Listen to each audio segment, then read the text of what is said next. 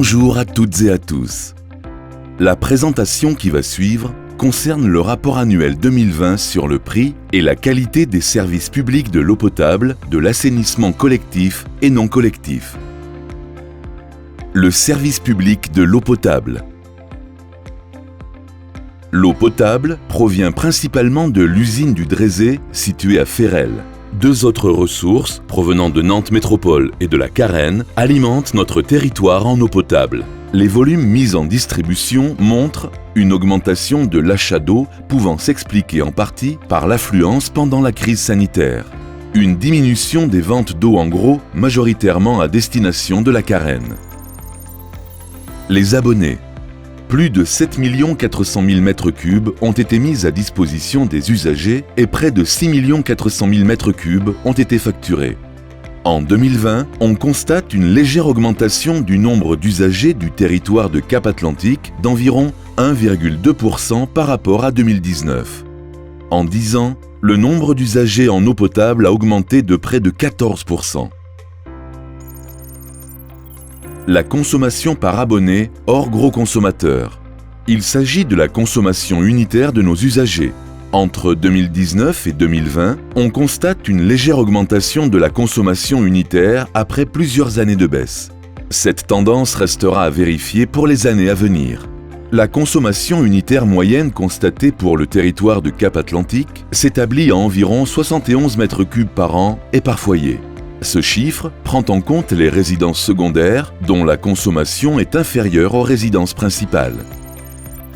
La comparaison de la consommation par abonné avec et sans les gros consommateurs.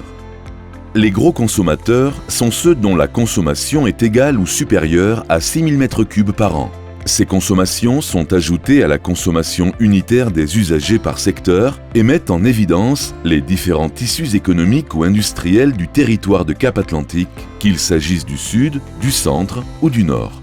Par comparaison avec le tableau des consommations unitaires précitées, on remarque l'impact important de la consommation industrielle du secteur nord, qui est essentiellement lié aux entreprises agroalimentaires, HCI et Agis d'Herbignac. En 2020, ces deux industriels représentaient 38% de la consommation du secteur nord, soit 11% de la consommation totale du territoire de Cap-Atlantique.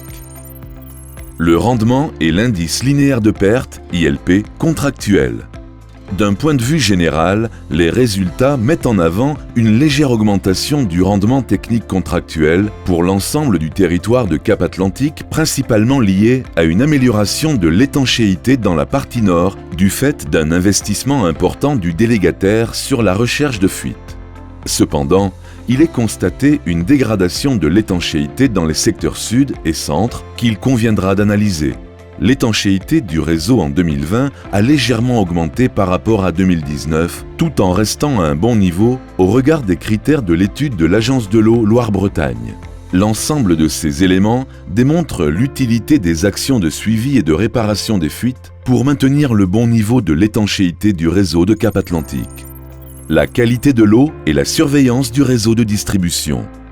777 analyses physico-chimiques et 339 analyses bactériologiques d'eau potable ont été réalisées en 2020 contre 671 et 426 en 2019.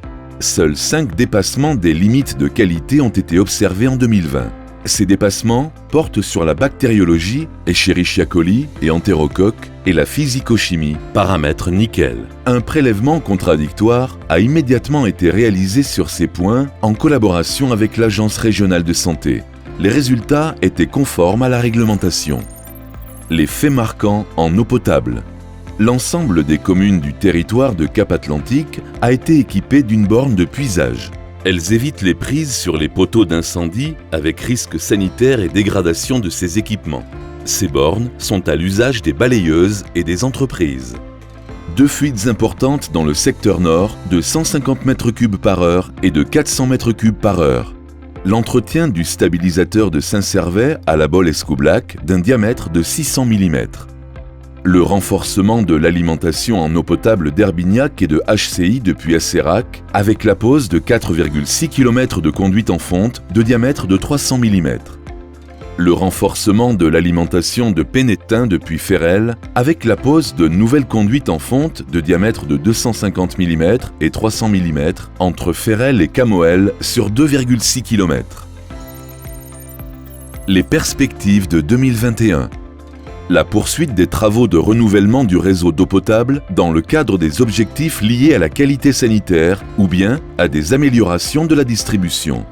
Le traitement de l'étanchéité des réservoirs d'eau potable de Sandin. La mise en œuvre de la sécurisation des accès des ouvrages d'eau potable, échelles, crinolines, serrures, portails, etc. La poursuite des travaux dans le cadre des phénomènes d'eau colorée. La poursuite du renforcement des conduites Pénétin-Camoël et Acera-Kerbignac. L'amélioration de la chloration dans le réseau de distribution. Les indicateurs réglementaires pour le service de l'eau potable. Les indicateurs reprennent pour l'essentiel l'ensemble des éléments détaillés dans le présent rapport sous une forme et une présentation réglementaire permettant une consolidation au niveau national par les services de l'État. L'objectif de ces indicateurs nationaux est de permettre à chaque collectivité de comparer son niveau de service et la qualité de son patrimoine. Cependant, les spécificités de fonctionnement et les caractéristiques propres à chaque collectivité, tourisme, saisonnalité, industriel, sont autant d'obstacles à la comparaison qu'il est nécessaire de prendre en compte. Le tableau des indicateurs de 2018 à 2020. Cependant, la comparaison au niveau national n'est possible que pour l'année 2018, dernier chiffre publié au niveau national. En première lecture, on peut mettre en avant pour 2018 que le territoire de Cap-Atlantique affiche des bons résultats en comparaison avec les paramètres analysés au niveau national. Le service public de l'assainissement collectif. Les abonnés de l'assainissement collectif. En 2020, on constate une augmentation d'1,85%, soit 1117 nouveaux abonnés, 746 en 2019, liés aux habitants nouvellement desservis dans le cadre des travaux d'extension du réseau d'assainissement collectif, aux nouvelles constructions, à l'aboutissement d'un travail de recherche d'usagers qui n'était pas identifié en assainissement collectif. Le service de l'assainissement collectif dessert donc 61 533 usagers pour un volume total facturé de 4 448 460 m3. Les principales stations d'épuration de Cap-Atlantique sont Livry-Guérande, 178 000 équivalents habitants. La Turballe, 40 000 équivalents habitants. Pénétin, 12 000 équivalents habitants. Au total, Cap-Atlantique dispose de 21 stations d'épuration de capacité allant de 20 équivalents habitants à 178 000 équivalents habitants. Les filières sont biologiques, de boues activées, jusqu'aux installations de filtres plantés de roseaux. Le traitement des eaux usées. En 2020, 8 880 000 m3 d'eau ont été traités par l'ensemble des stations de Cap-Atlantique. Les trois principales stations, Livry, la Turballe et Pénétin, ont traité près de 7 700 000 m3, soit un volume global supérieur à 2019 d'environ plus 13%, lié essentiellement à la forte pluviométrie au premier trimestre 2020, plus 12,8% pour Livry, plus 14% pour la Turballe, plus 13,2% pour Pénétin. L'évolution du volume des eaux traitées entre 2019 et 2020 est principalement liée aux conditions de pluviométrie plus fortes en 2020, ayant généré une hausse du volume d'eau parasite à traiter par les stations d'épuration de Cap-Atlantique, estimée à 4 430 000 m3. Les différences d'impact mesurées sur les stations mettent notamment en avant la sensibilité des réseaux et ouvrages aux eaux parasites, de nappes, d'infiltration ou de ruissellement. L'évolution des volumes traités sur 10 ans montre que la pluviométrie a un fort impact sur les volumes arrivant aux stations d'épuration. Au regard de la pluviométrie, on constate un taux global d'eau parasite usuel dans les stations d'épuration de Livry et de la Turballe, mais élevé pour la station de Pénétin. Des études d'eau parasite ont été programmées pour le bassin versant de Pénétin et Acérac dès 2016 et se sont achevées en 2019. Des travaux de renouvellement ont d'ores et déjà été réalisés sur les réseaux impactés par les eaux parasites et se poursuivront de 2020 à 2023. Les contrôles des branchements collectifs. Depuis 1999, 40 039 contrôles ont été réalisés. En 2020, on recense 423 habitations non raccordées en partie ou en totalité et 120 propriétés classées comme polluantes. 2984 contrôles ont été réalisés en 2020, dont 2197 dans le cadre des ventes, pour un taux de conformité en première visite de 92,4% contre 94,1% en 2019. Il est à noter que les 7,6% de contrôles qui ont conduit à une non-conformité ne sont pas tous polluants. Ils sont répartis de la façon suivante. 67,3% sont non polluants. Il s'agit de non-conformités, essentiellement administratives ou techniques, qui n'engendrent aucune pollution vers le milieu, comme par exemple des regards inaccessibles, des bouchons de siphon manquants. 10,6% sont partiellement polluants. Une partie de l'installation est mal raccordée. Et enfin, 22,1% sont non raccordés en partie ou en totalité. Ce chiffre est en légère augmentation par rapport à 2019, 46 branchements non raccordés en 2019 contre 50 en 2020. Les contrôles réalisés le sont majoritairement dans le cadre des ventes au travers d'arrêtés spécifiques pris par chaque commune, ce qui permet une meilleure sensibilisation des usagers et la mise en conformité des installations non conformes. Les faits marquants en assainissement collectif. Démarrage du diagnostic amont des stations de Livery et de la Turballe, démarche réglementaire, afin d'identifier l'origine des micropolluants retrouvés lors de la campagne initiale de 2018. Renouvellement de la filtration membranaire de la station d'Asserac. Renouvellement de l'arrêté de la station de Pénétin. Extension du réseau d'assainissement dans les villages de Villejoie et La Beauce à la Baule-Escoublac. Les perspectives 2021. Le lancement de la maîtrise d'œuvre pour la réalisation d'un bassin tampon sur le secteur de Kerkabelec à Mesquer. Le démarrage des études de révision du schéma directeur des eaux usées. La mise en place d'une désinfection bactériologique par traitement aux rayons ultraviolets et fiabilisation du fonctionnement du délestage des surcharges hydrauliques à la station d'épuration de la Turballe.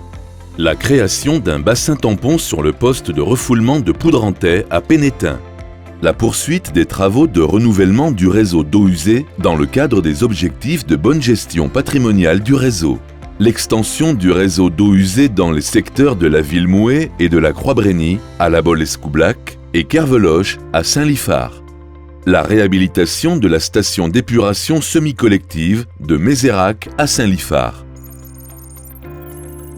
Les indicateurs de service de l'assainissement collectif. À l'identique des indicateurs sur l'eau potable, les indicateurs reprennent pour l'essentiel l'ensemble des éléments détaillés dans le présent rapport, sous une forme et une présentation réglementaire permettant une consolidation au niveau national par les services de l'État. La comparaison des indicateurs du rapport annuel depuis 2018 avec les indicateurs nationaux de 2018, qui sont les derniers chiffres publiés nationalement.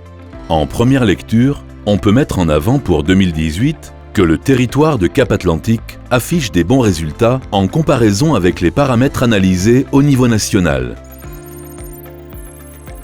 Le prix de l'eau et de l'assainissement. En 2020, un usager consommant 120 m3 d'eau potable par an et étant raccordé à l'assainissement collectif s'est acquitté d'une facture de 591,99 €, soit 4,93 € par mètre cube, répartie en 1,960 € pour l'eau potable et 2,973 € pour l'assainissement collectif. En 2019, et pour le même usager ayant une consommation de 120 m3 par an, les prix étaient légèrement supérieurs, soit 4,94 € par mètre cube. Le prix global en 2020 est en légère baisse par rapport à celui de 2019. Cette baisse prend en compte une augmentation du tarif de l'eau potable et une légère baisse du tarif de l'assainissement. Le volume de 120 m3 est défini au niveau national comme la facture type servant de base à l'établissement des coûts dans le cadre du présent rapport. Les prix s'entendent TTC, taxes publiques incluses. Ces taxes représentent 57,78 € TTC pour 120 m3, soit environ 0,48 € par mètre cube. Sur 10 ans, l'évolution du prix de l'eau est contenue. Répartition du prix de l'eau en 2020. Les deux graphiques illustrent la répartition du coût moyen annuel d'une facture d'eau pour une consommation de 120 m3 pour l'assainissement et l'eau potable. La part majoritaire pour l'assainissement est représentée par Cap Atlantique au regard notamment des investissements lourds déjà réalisés comme les stations d'épuration et de ceux qui restent à réaliser pour les réseaux de collecte et de transfert des eaux usées. En eau potable, la part du délégataire est la plus importante, du fait notamment qu'il assume l'achat d'eau, soit environ 8 080 000 m3 pour 2020. Le service de l'assainissement non collectif. Le service de l'assainissement non collectif de Cap Atlantique en chiffres. 6 800 usagers au 31 décembre 2020. 97 contrôles de conception et d'implantation. 103 contrôles de bonne exécution, dont 38 réhabilitations. 25 contrôles de diagnostic. 144 contrôles pour vente. 736 contrôles périodiques de fonctionnement. Coût complet du service, 204 986 €. 1105 contrôles neufs et existants ont été réalisés en 2020 pour un taux de conformité de 80,4%. Les contrôles de fonctionnement ont lieu tous les 4 ans. Le coût du contrôle est lissé sur 4 années. Le montant de la redevance assainissement non collectif est de 38,01 € en 2020 contre 37,71 € en 2019. 51,7% des contrôles ont donné lieu à un avis conforme de la part des services de l'assainissement non collectif de Cap Atlantique, 28,7% à un avis conforme sous réserve, 18,8% à un avis non conforme. Enfin, 0,8% des installations ont donné lieu à un constat d'absence de filière. Les indicateurs de service de l'assainissement non collectif. Les indicateurs, comme pour l'eau potable et l'assainissement collectif, reprennent pour l'essentiel l'ensemble des éléments détaillés dans le présent rapport. Le taux de conformité d'assainissement non collectif calculé met en avant un parc d'ouvrages d'assainissement non collectif de bonne qualité au regard des objectifs réglementaires. Le service de l'eau et de l'assainissement et ses délégataires œuvrent chaque jour pour assurer un service de qualité à ses 70 000 abonnés. Cap Atlantique vous remercie de votre attention.